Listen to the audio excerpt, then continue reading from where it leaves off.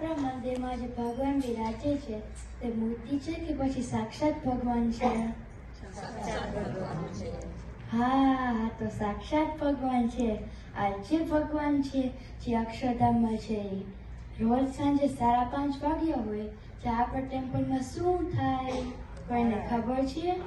થાળ થાય છે. હા, થાળ થાય છે. ભગવાન થાળ જમતા હશે કે નહીં? તો ચાલો આજે આપણે એક આવો જ પ્રસંગ જોઈએ. તમે લોકોએ લાડુબા અને જીવુબાનું નામ તો સાંભળ્યું જ હશે.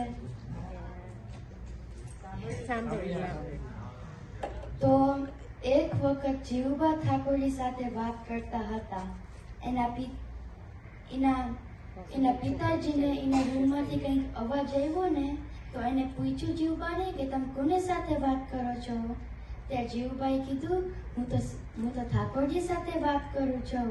ઠાકોરજી મારી સાથે વાતે કરે છે અને જે જમાડું એ જમે પણ છે. ત્યારે એના પિતાજી હવે લીવ નતા કરતા તો એને કીધું કે તમે એને દૂધ પીવડાવી આપો તો હું માનું. ત્યારે જીવુબાએ દૂધનો વાટકો ધરાવી ને પ્રાર્થના કરી. તો ઠાકોરજીએ જાતે હાથથી વાટકો ઉપાડ્યો ને પી ગયા.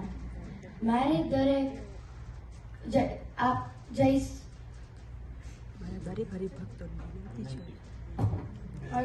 વિનંતી છે કે તમે તમારા ઘરે ખ્યાલ કરજો. કઈ પણ ખાધા પહેલા મહારાજ જમો, સંતો જમો, હરિભક્તો જમો બોલવાનું જ હોય. બોલો પાકું? જય સ્વામિનારાયણ.